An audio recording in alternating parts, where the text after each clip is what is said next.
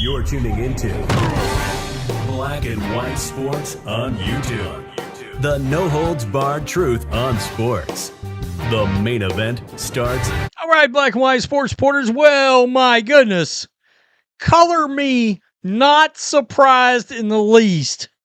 It seems there is a code red going on around Project B. The Saudi-funded, not Saudi-funded, question mark? We're not taking any money from the Saudis. We're not. We're giving them money. We're giving them money. Is that better? Are we calling that better? Because I'm confused. So you're claiming there is no money, even though when this story, and this is what kills me about this, when this entire thing originally broke, there was no confusion. The Saudi Public Investment Fund was listed as one of the investors. Now, all of a sudden, after the WNBA Players Union president signs what is at least a $2 million deal, and considering this is an ex-WNBA MVP, I'm sure she ended up getting more money. And of course, everybody's wanting to know, well, the activist basketball players, the woke basketball players, are y'all really about to go to Saudi and or getting a league funded by Saudi? Or with ties to Saudi? How about that? You, no matter what, your founder is now on record saying there is ties to Saudi. After everybody, and honestly, their woke activism has destroyed the WNBA. The WNBA, look, I'm going to keep it absolutely 100, as the kids say. If the WNBA was normal, like other sports, like a lot of other sports, where it wasn't just activism, and I understand the NFL, the NBA at times has gotten into it, so is the MLB, but every year the WNBA is all up in it. All right? They have been the poster child of woke sports, activism, the whole Natasha Cloud out there tap dancing for a socialist in New York. All these entities out there running their mouth, always about something. You got romantic sexual relationships happening between players in the league. All this stuff that's just accepted. And so now when one of these players signs with a league that is now supposedly, how many months later, coming out and saying it's not funded by the Saudis? Let me just start by saying this. I don't really believe this. I don't buy it. All right? But, okay, fine. It's not, okay. Last February, the Financial Times reported the effort was backed in part by Saudi Arabia's Sovereign Wealth Fund. That was last February. The Financial Times reported that. In October, Front Office Sports broke the news of the league's temporary name and the list of athletic investors. Steve Young's involved here, Lana Baird, Candace Parker, Novak Djokovic. Maverick Carter was in it at first, and he dropped out of it.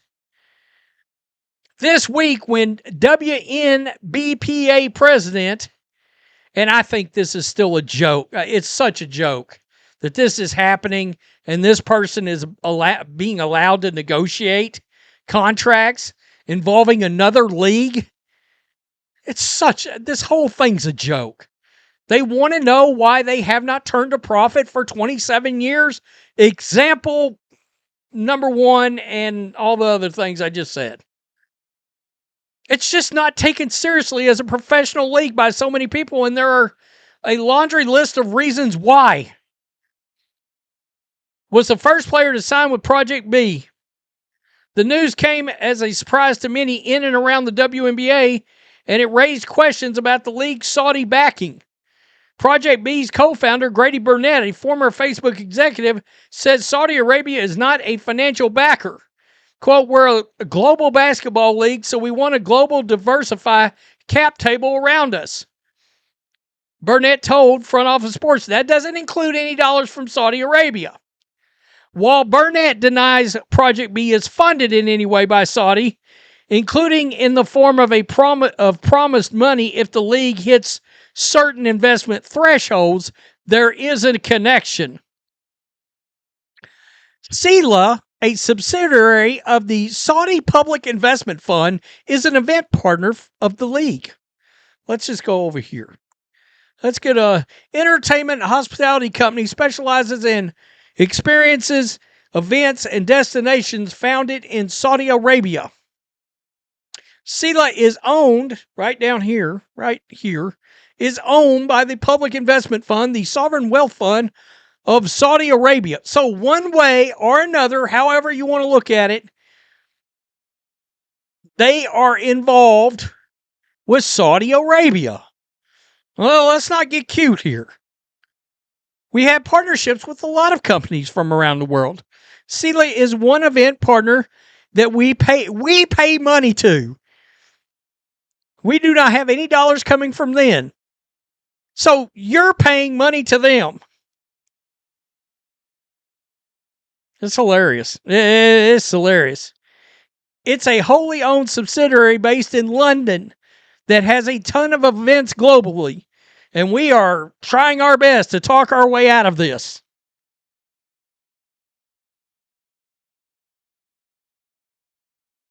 One league shared the opinion that it could limit the social impact players have.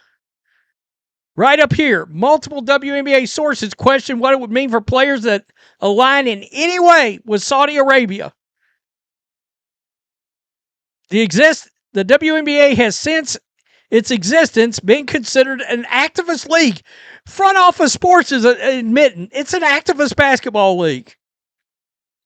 Throughout the course of its nearly 3-decade-long history, players and executives, coaches have used their platform to advocate for social justice issues, ranging from everything in the world that has caused this league to never turn a profit. My God, a laundry list of things listed here. I think this is utterly hilarious that all this information was out there for months and months and months. So I would love to know, why didn't they come out and set the record straight all these many months ago when the Financial Times broke that it was funded by the Saudis? They had all opportunities to break the news, but now that an actual player has emerged that's signed with them, now they're trying to put out the forest fire. I'm sorry. That's very, very suspicious. Oh, shit. People are actually bringing this up, and it's an actual talking point.